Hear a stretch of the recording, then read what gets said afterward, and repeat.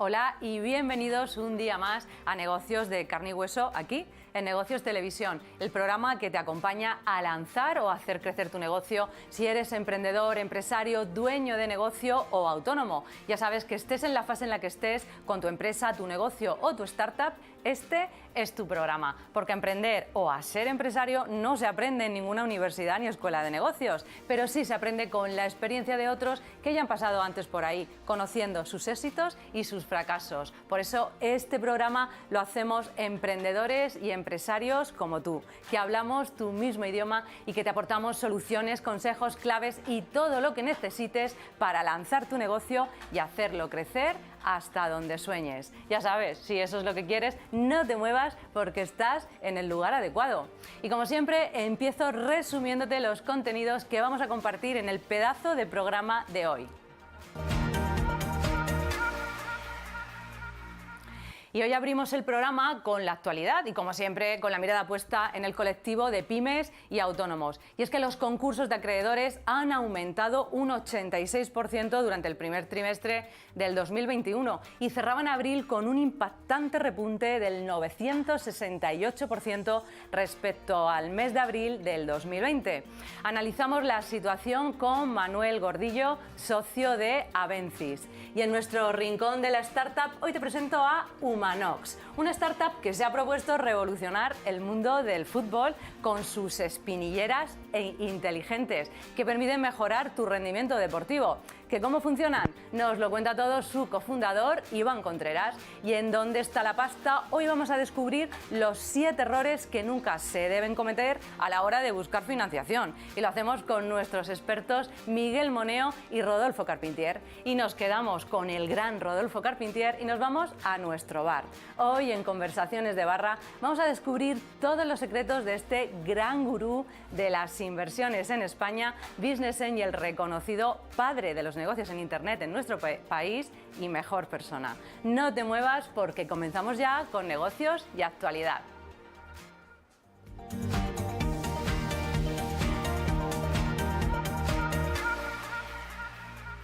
Pues como te decía, los concursos de acreedores han aumentado un 86% durante el primer trimestre del 2021. Además, abril se cerraba con ese repunte histórico del 968% respecto al mes de abril del 2020 frente al 62% del 2019.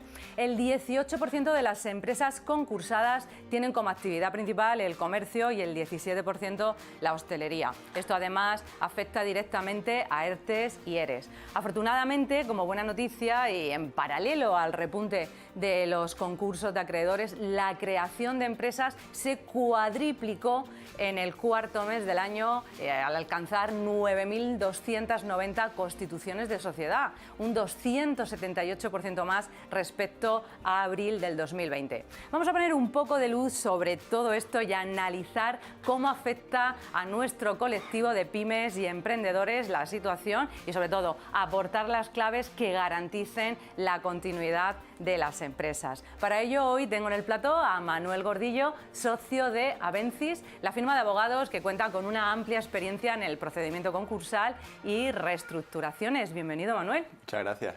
Bueno, menuda situación, ¿no?, la que tenemos con el incremento de los concursos. ¿Tiene visos de que esto se pare, Manuel? Pues no lo sabemos. De verdad que ahora mismo la situación es, aunque es verdad que está aumentando los concursos, sobre todo donde se está produciendo el mayor repunte es en los concursos de personas físicas, porque en los concursos de personas jurídicas, de sociedades, ahí la situación no está habiendo tantos concursos como respecto de personas físicas.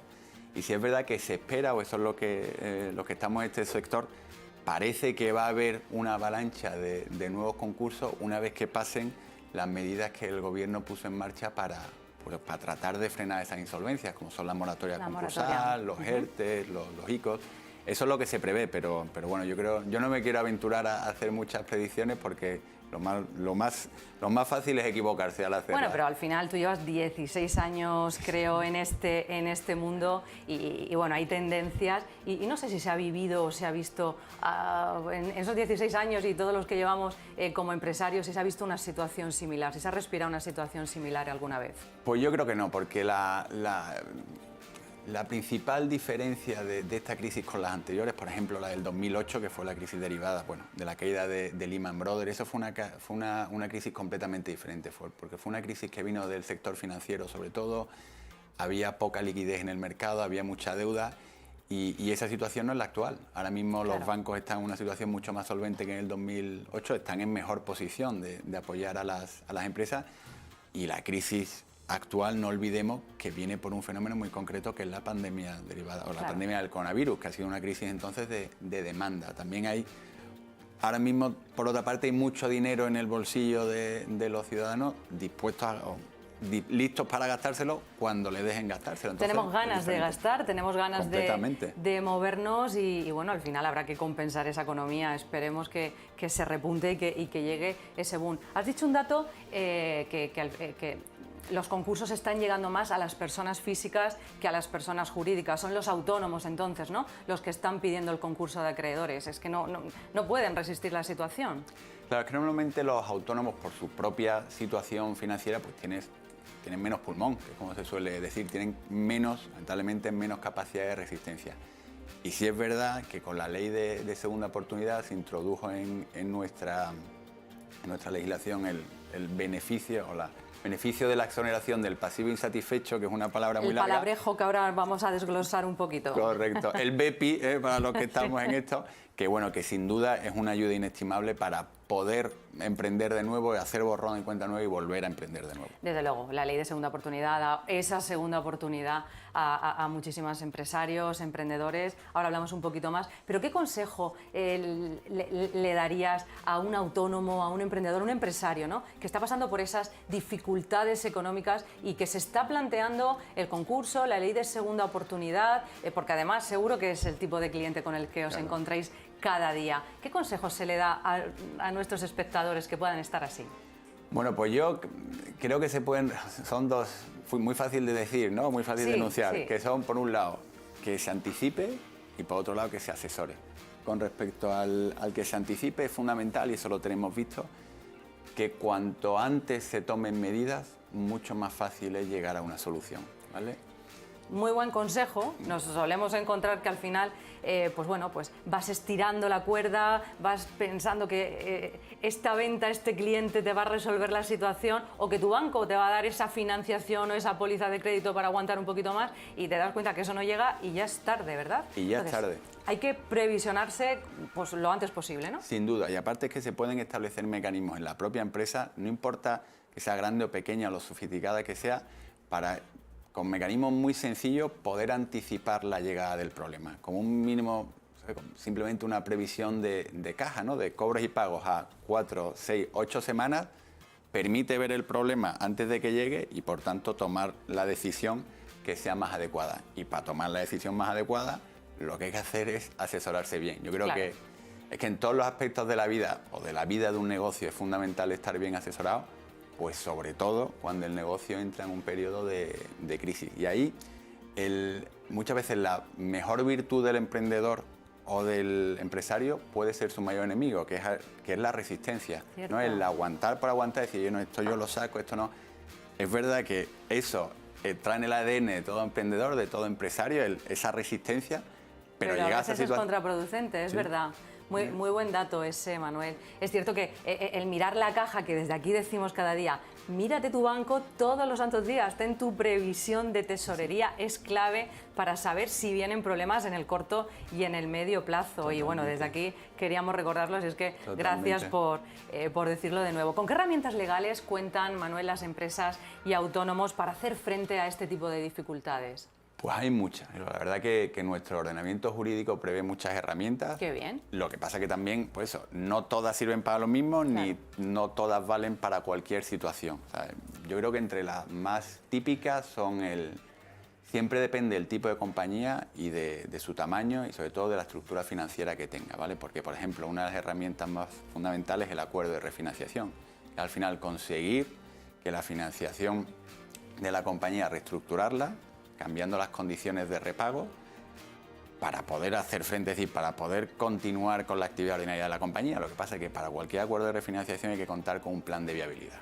Hay que contar con un plan de viabilidad y lo decimos también siempre con expertos que te acompañen en eso, porque muchas veces también el propio empresario pues al final acaba haciendo todo y reestructurar tu deuda o ir a negociar con tu banco, tus proveedores o acreedores, tú mismo no lo puedes hacer, porque además es que te afecta demasiado emocionalmente. No, sin duda, y sobre todo porque, también digo, el empresario tiene que seguir estando al negocio, claro. Correcto. Y de eso, que es no negocio, es reestructuración, se tiene que ocupar otra persona, otro profesional, que aparte es que está acostumbrado a ese tipo de trabajo y sabe cómo lidiar con las entidades financieras, qué se puede ofrecer, qué no. Entonces, ese acuerdo de refinanciación es una de las medidas, yo creo, una herramienta que tiene. Sí, sí, sin duda.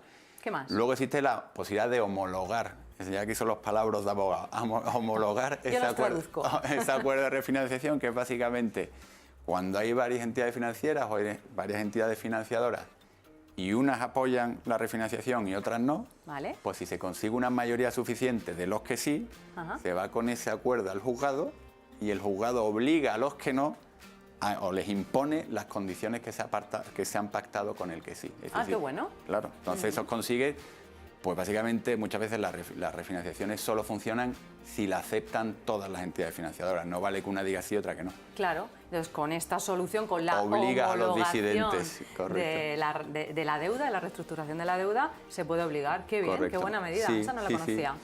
Luego, otra herramienta, yo creo que están las que tocan más a la parte laboral o de personal de la compañía, los ERE y los ERTE. Eso no nos detenemos mucho porque yo creo que están al orden del día y todos nuestros espectadores saben perfectamente qué consiste. Básicamente son medidas de tipo legal, pero que permiten adaptar o dimensionar la plantilla al negocio actual. Es decir, si el negocio decrece, pues que se pueda decrecer la plantilla y, por tanto, la carga laboral que tiene que soportar la empresa. Es clave. Ningún empresario quiere despedir a sus trabajadores, es lo que más nos duele absolutamente a todos. Y cuando nos vemos obligados o se ven obligados a hacer un ERE o un ERTE es porque no se puede más, ¿no? Sin duda. Y eso hay que recordarlo también. Supongo que os encontraréis también habitualmente pues con muchos empresarios que llegan diciendo yo al concurso no, o sea, esa resistencia de yo al concurso no. ¿Qué les decimos en ese caso? Porque es la última opción, muchas veces no, ¿no? Claro. Pues mira, pues eso suele pasar muchas veces y yo siempre lo digo. Yo cuando alguien me dice, no, yo al concurso no, pues el concurso es lo último.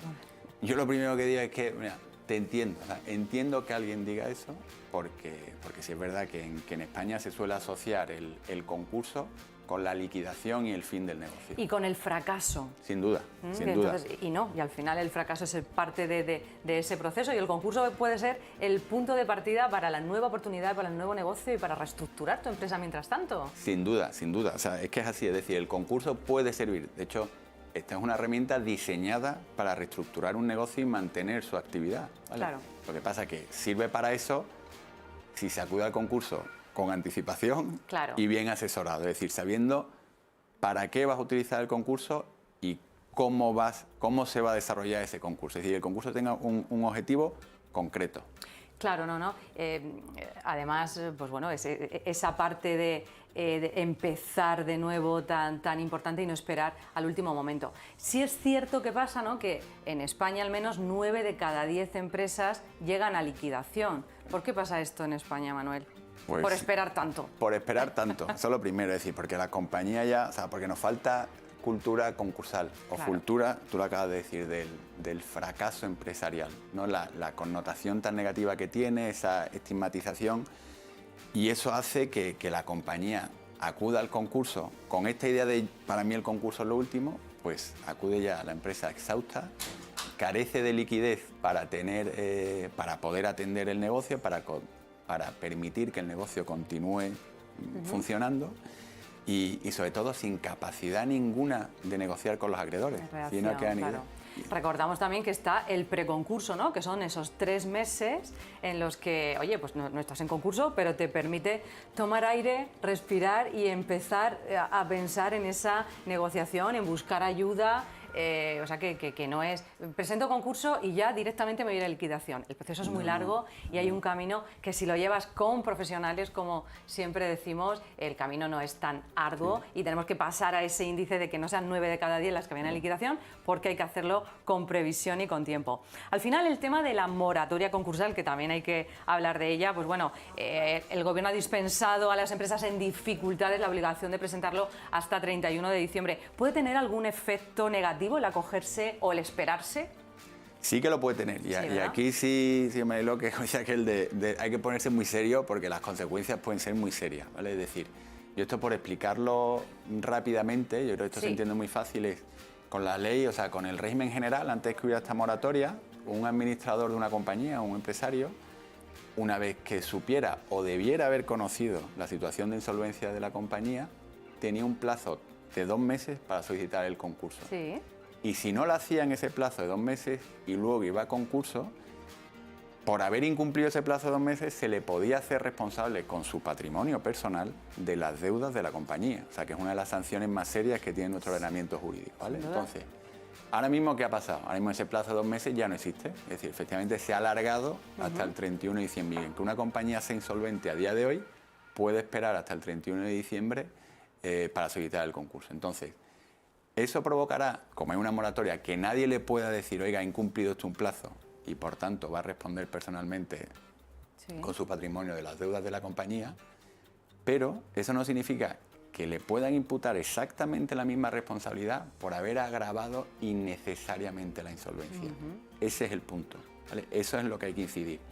Entonces, yo a día de hoy, y eso sí lo puedo decir alto y claro, es que si una compañía está ya en situación de insolvencia, lo que tiene que hacer es actuar, y que como no actúe, puede, confiado en la moratoria concursal, puede tener problemas muy serios su administrador si finalmente acaba solicitando el concurso. Bueno, pues es un gran consejo para nuestros espectadores. Nos queda mucho que hablar de esto, pero ya nos quedamos sin tiempo. El tiempo en directo, además, vuela. Manuel Gordillo, socio de Avencis. Seguiremos profundizando y nos seguirás dando consejos estupendos para que nuestras empresas no tengan que llegar a ese momento de concurso de quiebra. Y si llega, pues no es el fin del mundo. Muchas gracias, Manuel. Muchas gracias. Y vamos ya con nuestro rincón de la startup.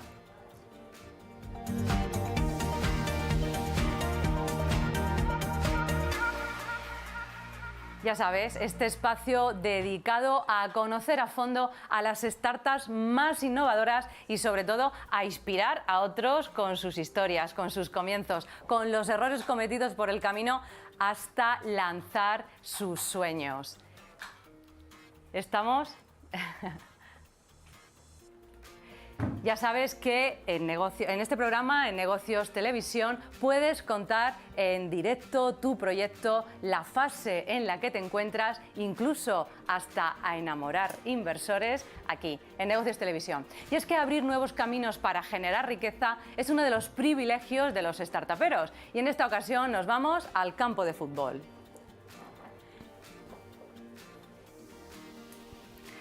Sí, al campo de fútbol. Porque ya sabes que el mundo del deporte...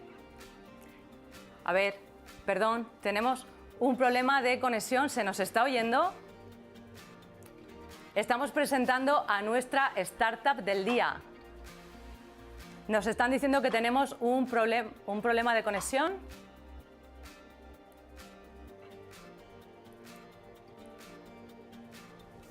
Las cosas del directo. Vamos a presentar a Iván Contreras. Quería contaros y poneros en situación. Me dicen que ya se me oye, que está solucionado.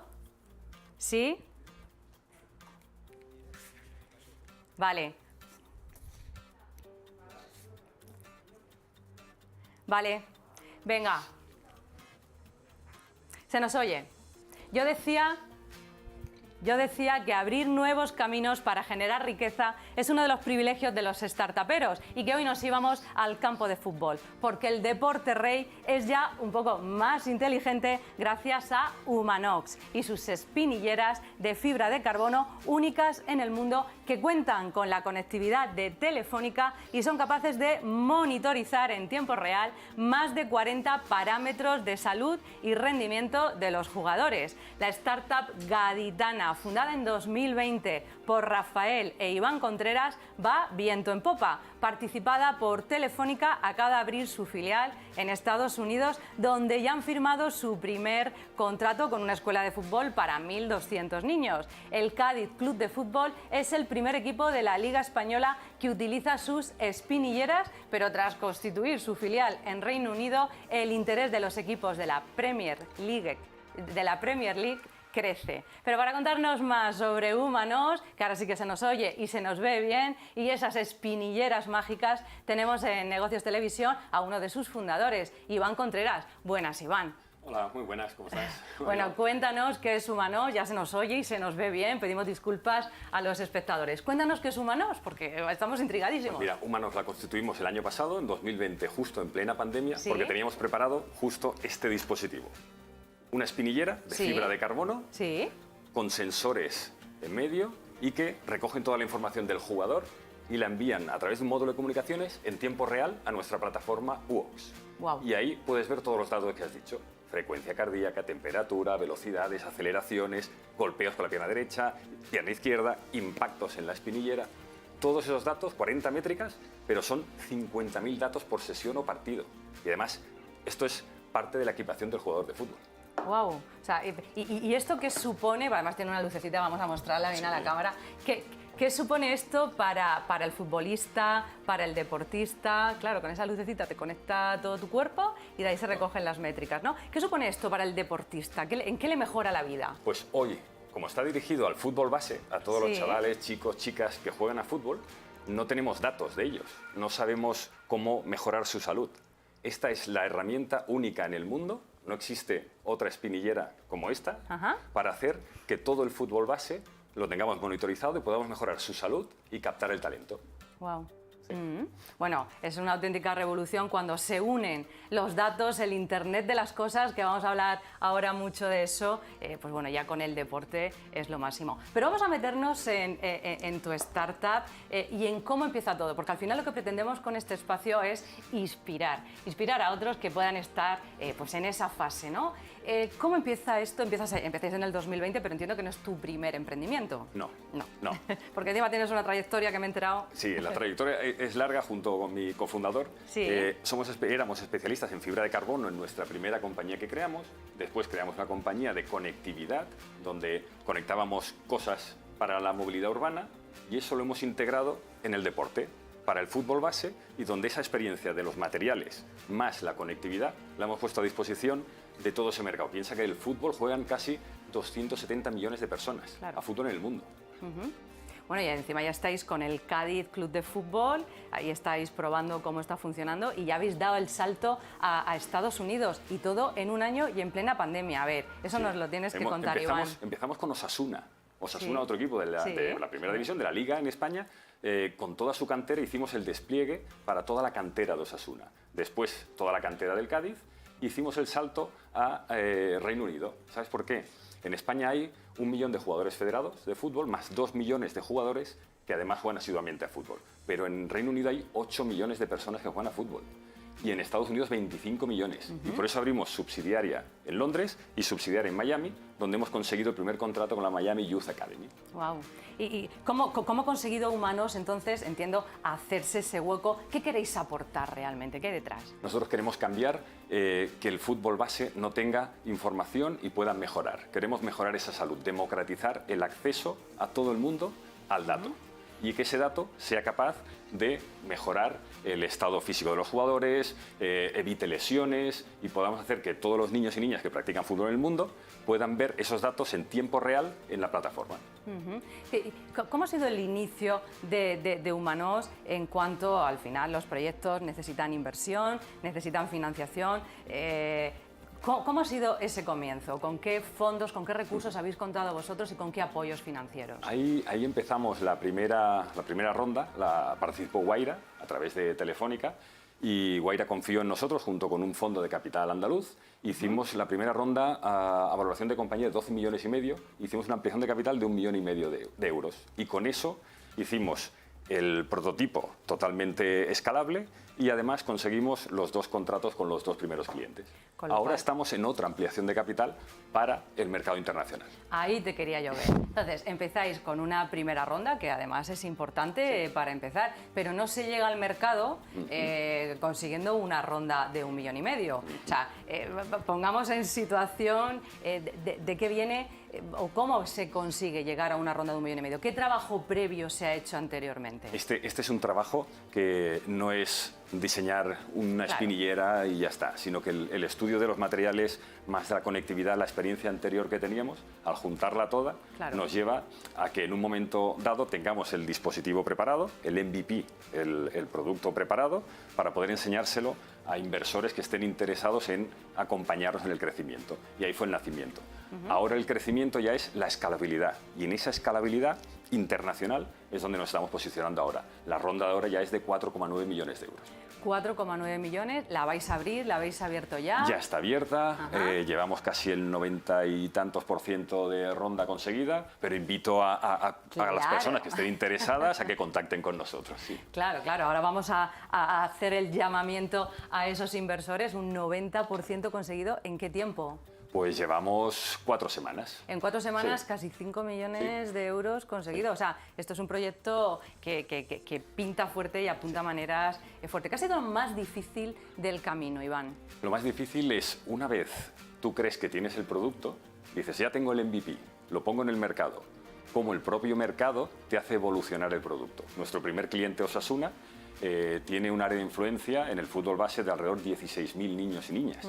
Llevar el dispositivo preparado para que ellos lo utilicen y que ellos te devuelvan una mejora en el dispositivo, eso ha sido oro para nosotros y lo más difícil, hacer que nuestros ingenieros entiendan cómo tiene que evolucionar el dispositivo para llegar al mercado masivo del fútbol base. Bueno, además estoy viendo que se pueden ver 50.000 datos del jugador por entrenamiento o partido en la plataforma, ¿no? En House Space. ¿Cómo funciona? Pues mira, el dispositivo, una vez te lo incorporas, como hemos hecho, haces así y el dispositivo se pone en marcha, se enciende la lucecita, te lo instalas y ya puedes hacer deporte. Ya puedes o entrenar o jugar a fútbol el partido. En el entrenamiento pues te envía los datos y en el partido, como es obligatorio disponer de la espinillera, si tú tienes a tu hija, a tu hijo jugando en el partido y tú estás en la grada, tú puedes abrir tu app con el iPad o con tu teléfono y seguir en tiempo real al jugador que está en el campo. Eso no lo hace tampoco nadie en el mundo. Bueno, la verdad es que no puede ser más innovador y más alucinante, ¿no?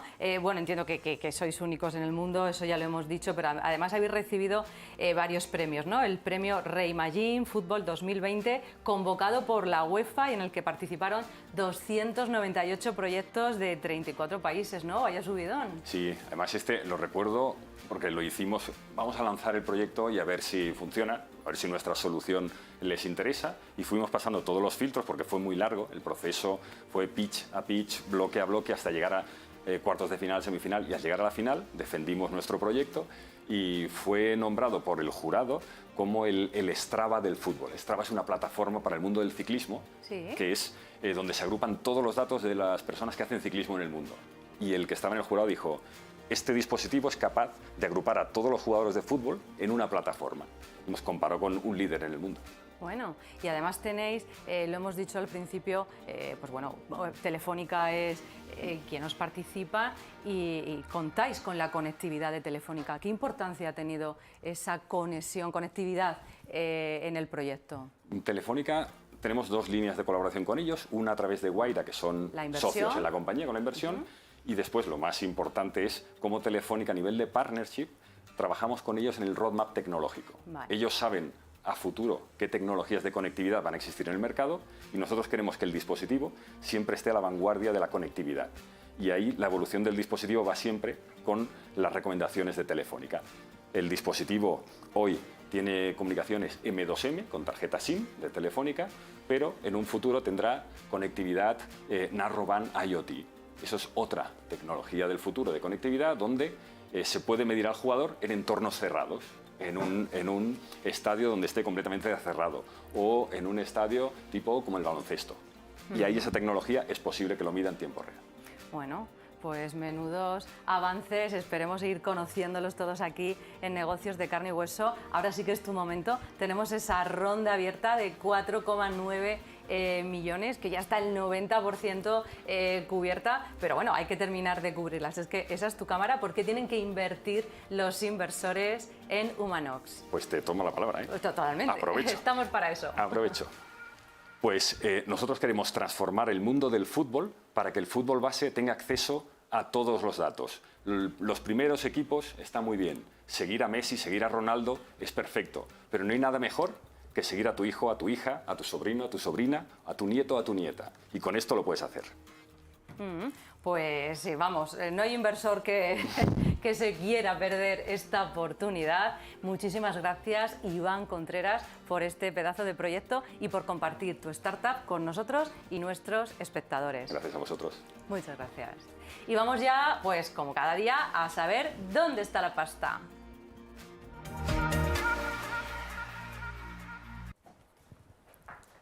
Y aunque todos sabemos que esto de buscar financiación no es nada fácil, también sabemos que siempre, siempre hay dinero para los buenos proyectos y los buenos emprendedores. ¿Dónde está la pasta? Es la pregunta del millón. Pero ojo, antes de lanzarse al proceloso mundo del Business Angel y las rondas de financiación, hay que pensar las cosas muy mucho.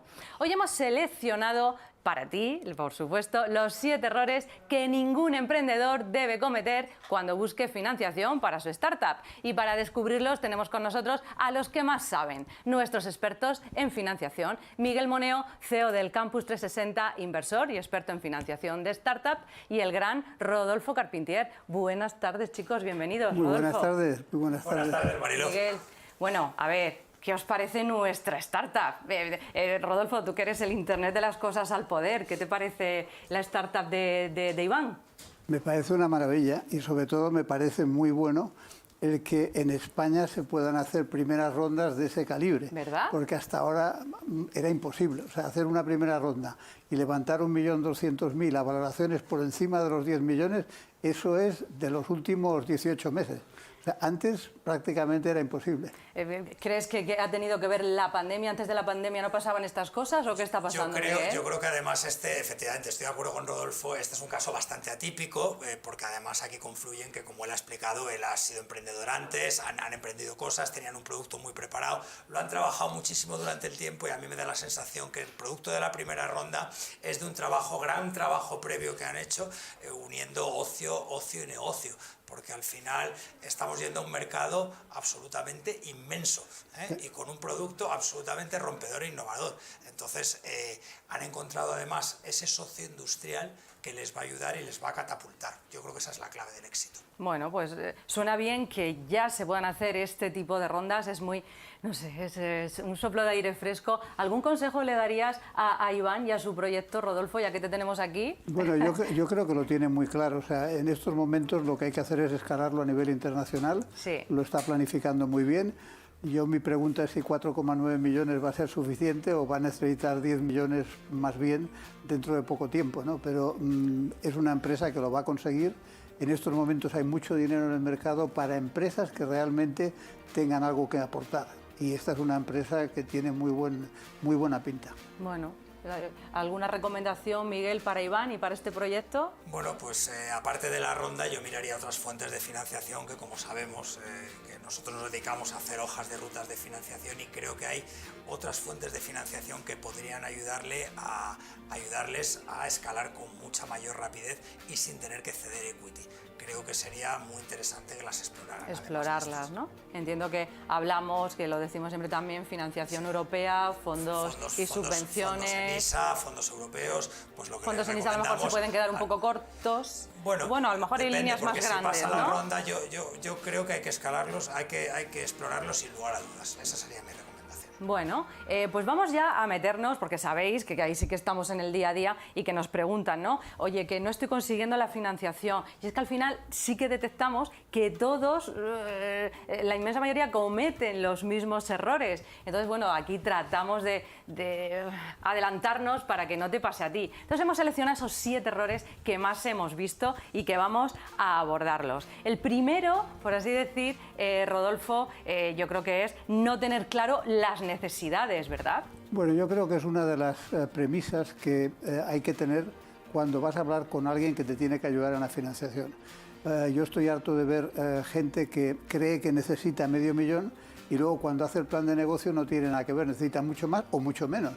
Y en algunos casos ni siquiera necesita financiación y está perdiendo un montón de tiempo. Es decir, yo creo que es muy importante que al principio realmente tengan ayuda financiera. Yo creo que es muy importante que se tenga o un director financiero dentro de la casa o un asesoramiento financiero muy sólido para que realmente los números se entiendan bien y cuando hagas una presentación sepas de qué estás hablando. Sí, pero es curioso que la gente va a solicitar financiación, pues justamente, y muchas veces no es lo que necesita, se necesitan pues muchas otras cosas antes. O sea, que primero, tener claras las necesidades. El segundo de los errores, que también hemos hablado mucho de él, es no hablar el idioma de tu financiador, ¿verdad, Miguel? Sí, yo creo que el no hablar su idioma normalmente es equivocarte con el financiador, ¿no? Porque cada financiador quiere algo distinto de ti, ¿no? Él está hablando de una ronda de financiación, los que financian rondas de financiación buscan crecer y apalancar su dinero. Si tú vas a pedir fondos públicos, fondos en ISA, vas a los bancos, ellos te van a pedir otra cosa distinta. Entonces, si tú no sabes lo que te vas a encontrar, es muy difícil que consigas hablar el mismo idioma. Ellos quieren una cosa y tú estás ofreciendo otra distinta. No podemos tener el mismo deck para todos. Claro. Hay que diversificar financiadores y saber hablar con ellos. Y cada uno es distinto y tienes que saber cuál. Exacto. Y además dentro de ese mapa del que tú siempre hablas, ¿no? Ese mapa completo de financiación, públicas, privadas, de tal, pues bueno, tener ese discurso diferente a cada uno de ellos. Pedir un dinero que no necesitas, eso también es muy habitual, ¿verdad? Es muy habitual porque la gente cree que el dinero se pone simplemente porque les gusta el proyecto. Y no es así, o sea, el inversor pone el dinero que cree que es necesario para el proyecto. Pero si tú haces un plan de negocio en el cual se ve que a partir del mes 9 tienes ya break-even y no necesitas más dinero, lo que no puedes hacer es pedir 500.000 cuando realmente en tus necesidades de caja estás enseñando que no vas a necesitar más de 100. Claro. Entonces es una cosa que la gente no lo hace porque cree que, bueno, ya sí me cubro. No, es que el inversor no te da dinero que no necesites. De hecho eso no sirve para los inversores porque, entre otras cosas, te obliga a diluirte más. O sea, que ni siquiera es bueno para ti como emprendedor. Otra cosa es que busques un nivel de deuda adecuado para tener una cobertura en tu caja y que no te veas sin... Porque todas las empresas sabemos que el primer motivo de muerte es por ausencia de caja, ¿no? Entonces, claro, otra cosa es que tú tengas el error una siempre cobertura, viene de ahí, de claro, no dominar tu tesorería. Claro, y eso es porque lo ha explicado muy bien antes Rodolfo. Tú tienes que haberte asesorado y haber hecho una hoja de ruta de tus futuros gastos, de cómo vas a gestionar la financiación y de lo que necesitas en cada punto. Y cubrirte un poco por si acaso, pero no cubrirte 10 veces más. No tiene ningún sentido porque el inversor que vea eso va a decir, no tiene sentido, me estás engañando, el dinero lo quieres para otra cosa. Sí, bueno, otro de los errores que también nos encontramos mucho, Rodolfo, es buscar inversores cuando lo que se necesitan son clientes. Pero esa es la mayor de las erratas que se consiguen siempre, sobre todo en entornos B2B. Es decir, cuando tú realmente estás vendiendo a empresas, muchas veces simplemente con vender más estás financiándote. Y claro, el perder el tiempo intentando buscar dinero para financiarte cuando realmente lo que tienes que buscar clientes que te aporten el dinero que necesitas es una pérdida de tiempo. Yo creo que hay muchos proyectos de B2B que han funcionado sin tener ninguna inversión y han funcionado muy bien. Y otros que han perdido mucho tiempo y se han ido al garete porque han estado demasiado tiempo buscando dinero que no necesitaban clientes. Clientes, pensando en la ronda. Bueno, pues un gran consejo y un error a no cometer. Otro de los errores a no cometer, que ese seguro que te va a encantar, Miguel, no aprovechar el dinero invertido para conseguir financiación pública también. No tiene ningún sentido. Bueno, yo creo que lo hablábamos antes, ¿no? Aparte de las rondas de financiación, existen financiaciones públicas que sin duda alguna hay que aprovechar. Complementan. Primero porque se complementan, porque además no tienes que ceder tanto capital, y tener una buena estructura de deuda bien pensada a largo plazo es lo mejor que puede tener una compañía.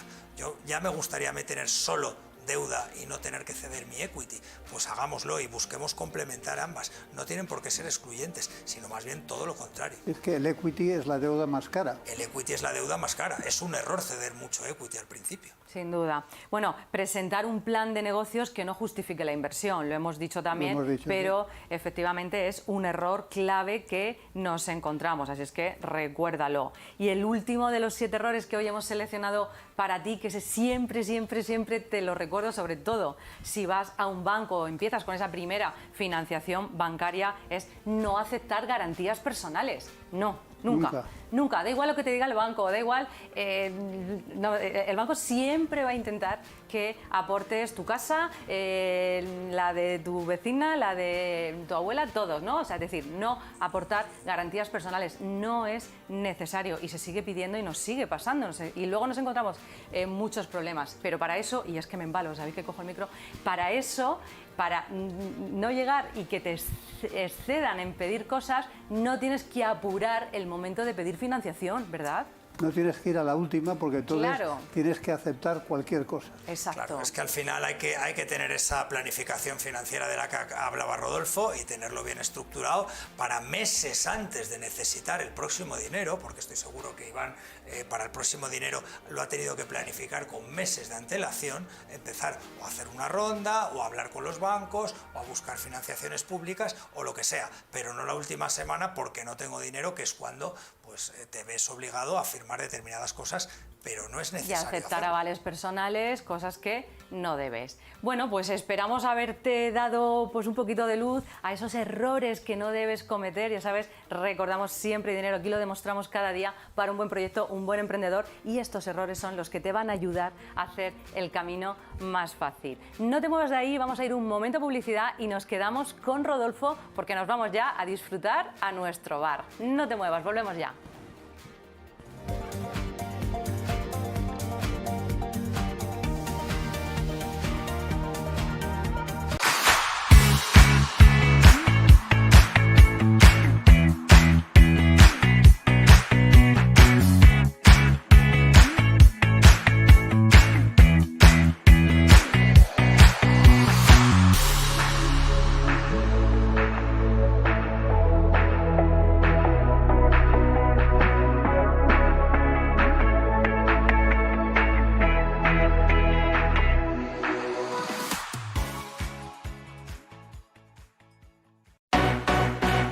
Competencias digitales. Se espera que a finales de noviembre podríamos tener esa vacuna. Informe de Fitch de Telefónica. Tenemos que luchar a muerte contra ello porque lo tenemos que eliminar. IBEX 35 está cayendo. Tenemos que cuidar nuestro planeta. La vivienda sostenible. Un año muy duro para la cultura. Negocios sostenibles. Con la evolución del precio del crudo. ¿Qué va a pasar en el mercado laboral? Con paro histórico. Hablando de Bitcoin. El crecimiento de la deuda en España. Que Naturgy se alía con Globo. El sector hotelero, el sector de la restauración. Una nueva forma de contar la información económica. Si quieres mantenerte informado, negocios y punto.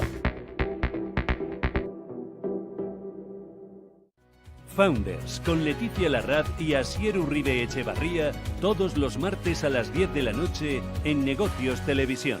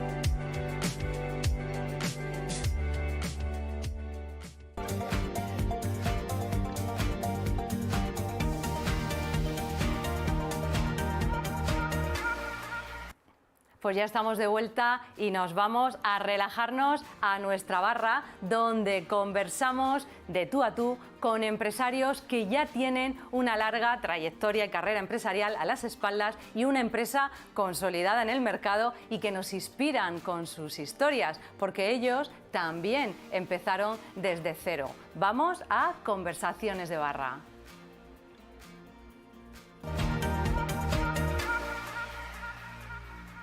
Y hoy, como te decía, te traigo al pionero de los negocios digitales en España, porque ha vivido en primera persona la evolución de la red de redes. Es el gurú de los business angels y de las inversiones en startups. No hay startup que se precie en este país que no haya oído hablar de él y no desee tenerle cerca. Y es también el referente de miles de inversores que le siguen. Te hablo de Rodolfo Carpentier. Él empezó en el oficio de invertir en 1982 en Dubái con una idea básica como un plotter y una programación para hacer dibujos. Después de esta primera inversión vinieron muchas más en tecnología y en Internet. Rodolfo Carpentier se considera un emprendedor en serie que lleva involucrado en Internet desde hace 27 años. Es presidente de DAD, Digital Asset Deployment, la primera incubadora de negocios de Internet y tecnología 2.0 de España, con presencia en Europa, Estados Unidos, China y Latinoamérica. Normalmente conocemos todo de él a nivel profesional, pero hoy tenemos el lujo de traerte su parte más humana y cercana y conocer su trayectoria y su historia personal, ¿verdad, Rodolfo? Hombre, muchas gracias por invitarme, porque la verdad es que estar aquí en esta barra siempre es un gusto. Así que me puedes hacer las preguntas que quieras. Bueno, sobre todo es que conozcan también nuestros espectadores esa parte más humana de los grandes empresarios que tenemos en España y, por supuesto, yo siempre le digo que es el Warren Buffett español y es como es ¿Qué muy más humilde. quisiera?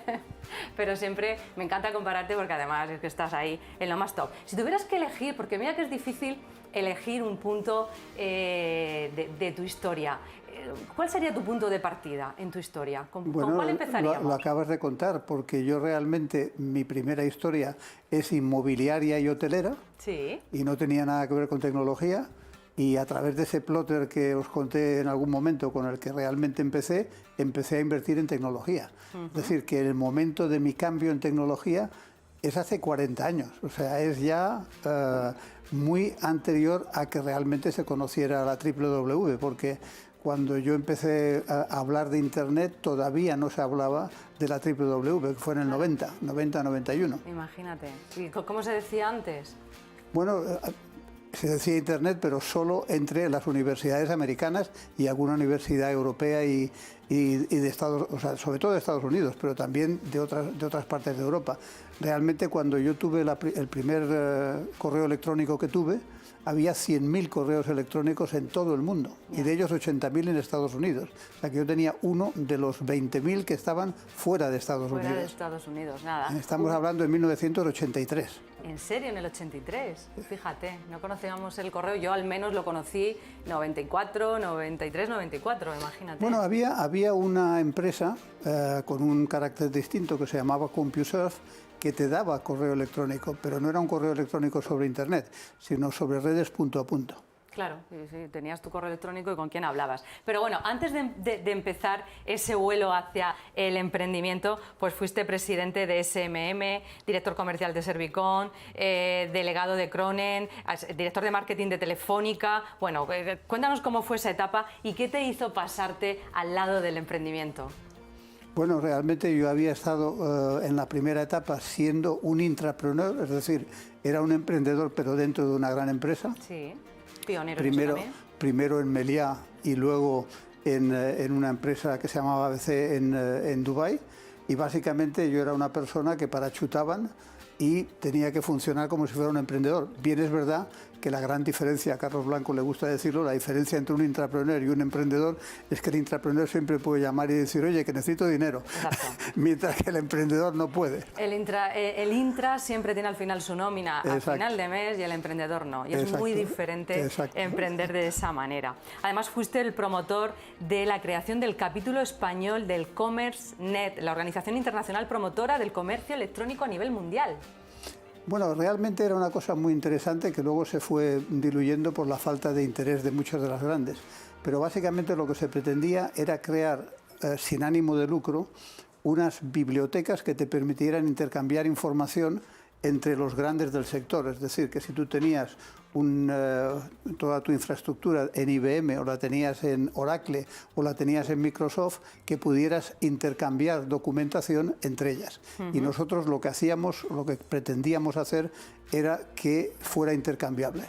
Entonces eso funcionó en uno o dos sectores verticales, por ejemplo en el automóvil, que funcionó, se pusieron de acuerdo y al final tuvieron sistemas compatibles, pero poco a poco fue perdiendo la oportunidad. En 1992, cuando empezaste, hiciste el primer gran portal de comercio electrónico y fue para el Corte Inglés, ¿no? En el 94. Ah, en el 94. Perdona, sí, que bailé las... Sí, fue en el 94 que hice una presentación, nadie me entendía y de repente apareció una persona mucho más joven de los que había allí y me dijo, no, yo sí sé lo que es Internet. Y cuando hice la presentación, llegamos rápidamente a un acuerdo, somos todavía muy amigos, Álvaro Fernández, y básicamente le montamos un portal en el que nos gastamos mucho dinero de aquel entonces con la idea de que nos pagaran a través de comisiones. Lo que pasa es que las comisiones nunca llegaron porque vendimos, no sé si fueron 100.000 pesetas en un año y nos había costado millones el portal, ¿no? Pero bueno, nos sirvió mucho para explicar lo que era un gran portal de Internet, de comercio electrónico y sobre todo para que Servicom fuera una referencia a nivel europeo. Fue de hecho el primer ISP que consiguió tener 50.000 clientes de pago en Europa. Wow. Pues menudo logro. Además, bueno, esa primera inversión de la que hablábamos en Dubái, cuando eras director general de la empresa de ingeniería, fue por una necesidad tuya. Exacto. Que eso me lo has contado alguna vez. Decidiste invertir y vender. Cuéntanos cómo fue, compártela. Bueno, yo creo que, yo siempre se lo digo a los emprendedores, casi siempre los negocios que triunfan son aquellos negocios que provienen de una necesidad que has sentido y que has dicho, yo esto lo voy a hacer mucho mejor. Y sale de la necesidad que tienes en un momento dado de resolver un problema. Y yo creo que muchos de los proyectos que tienen éxito tienen esa característica. Bueno, uno de tus hitos más importantes en el mercado fue la venta de Clearblue por 600 millones. Bueno, pues casi un unicornio y más en esa época. Cuéntanos cómo fue eso. Uy, pues esa fue una historia muy divertida porque no es nada fácil. Realmente nosotros en Nechus, que era la empresa en la que yo estaba entonces, tuvimos la oportunidad de crear el primer gran motor comparador de precios en España. ¿De qué año me hablas? Estamos hablando del 98. En el 98. Entonces, los propietarios entonces de Nechus, yo no estaba, yo entré después, me dijeron como presidente de Comercenet que hiciera la presentación para explicar lo que era un motor comparador de precios. Y salió también que me invitaron al día siguiente y me dijeron que por qué no fusionaba la empresa que yo tenía con la suya y en vez de ser los dos socios que eran hermanos, pues que íbamos a ser 3 socios y ahí empezó la aventura de Nechus. Entonces ese motor comparador de precios se llamaba Dónde comprar. Cuando la historia siguió, entró otra persona que fue Carlos de Seus, que era un gran financiero, entró con la condición de levantar 10.000 millones de pesetas, lo hizo. En aquel entonces 10.000 millones de pesetas son 60 millones de hoy, que no parecen tanto, pero en el 99 10.000 millones de pesetas era una cantidad de dinero increíble. Bueno, total, para hacerte una larga historia corta, lo que hicimos entonces fue, en un momento dado, estudiar el mercado de motores comparadores de precio y descubrimos que había algo así como 600 en toda Europa. Y nos dimos cuenta que aquello se iba a pegar un batacazo importante. Y dijimos, tenemos que ver con quién nos casamos de la gente que creemos que van a tener éxito. Y entonces descubrimos que el Q, que era el francés. Entonces llegamos a un acuerdo con los franceses en los que al final conseguimos que fueran 55 o 45 y eso nos convirtió en el principal accionista de Kelku. Y Kelku lo vendimos a Yahoo por 600 millones de dólares. A Yahoo. A Yahoo en el 2004. Wow. sea, sería, bueno, el primer unicornio en España. Bueno, no llegó a ser unicornio. No llegó a ser, pero, sí, pero en el 2004 ya lo podíamos considerar unicornio. Digamos que yo me he quedado con la frustración de que todavía tengo que hacer algún unicornio en España. Bueno, pero aún tienes tiempo. Sí, ahora estoy sobre todo dedicado a cosas que creo que van a ser un unicornio. Bueno, pues ¿tienes alguna en perspectiva? Sí, tengo que traer aquí a varias. Tienes a varias, ¿no? Sí. Bueno, van pasando por aquí, ya lo sabemos.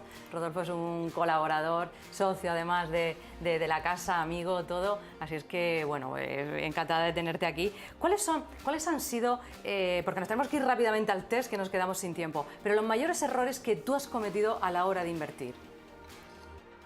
Bueno, yo creo que lo más frecuente ha sido tomar la decisión demasiado rápido.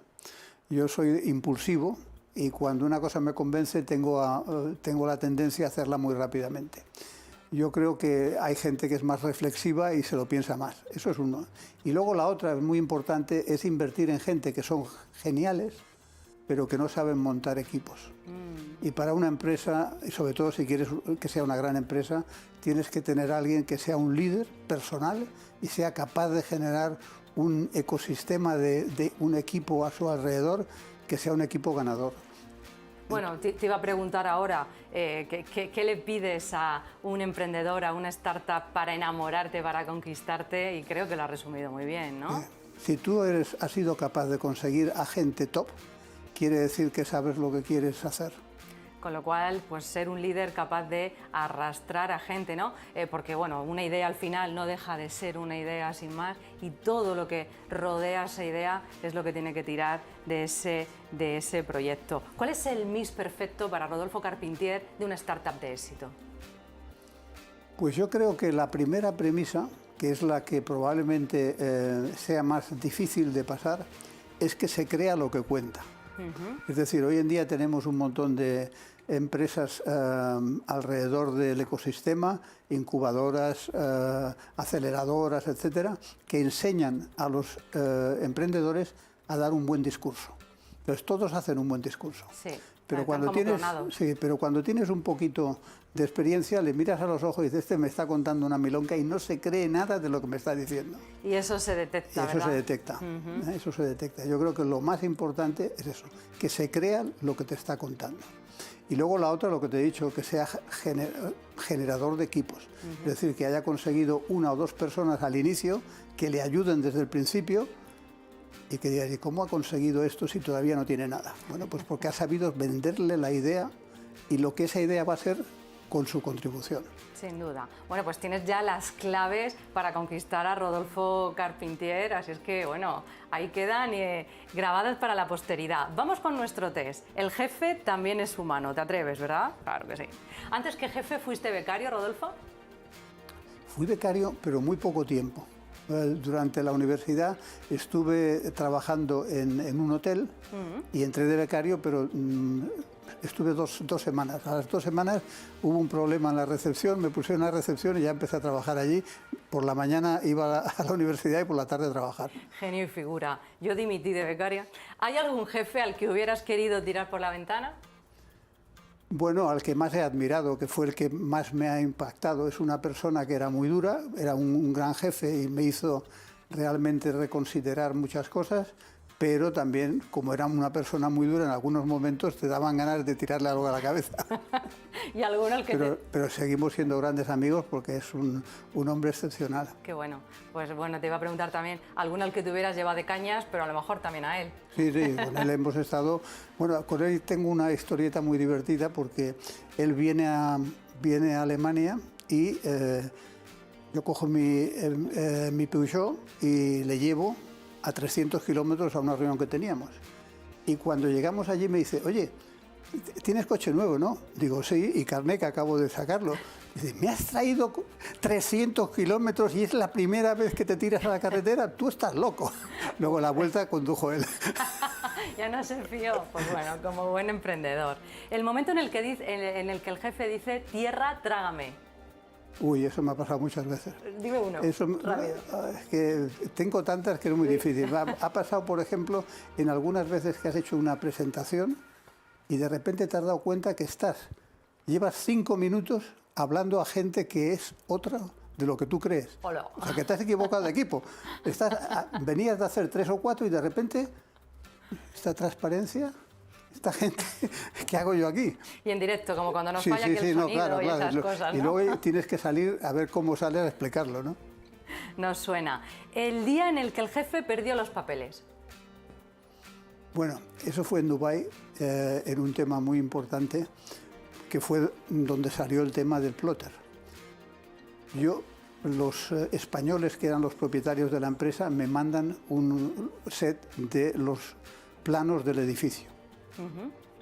Se los presento a la ingeniería americana, Bechtel, y me dicen que son una porquería de planos y que con aquello no voy a ningún sitio. Y de repente me veo en una situación en la que o me van a expulsar de la obra o tengo poquísimo tiempo para rehacer todos los planos. Wow. Eso fue tierra, trágame. Porque además yo tenía 350 empleados a los que había que pagar todos los fines de mes. Wow. Así que ese fue mi mayor momento de wow. Y ahí perdiste los papeles. Sí, ahí cuando les llamé por teléfono y les dije que no sabían hacer planos, les puse a parir. Les pusiste a parir. ¿Los jefes también lloran, Rodolfo? Sí, además un poco, antes lo habéis hablado, que a la gente le cuesta mucho despedir.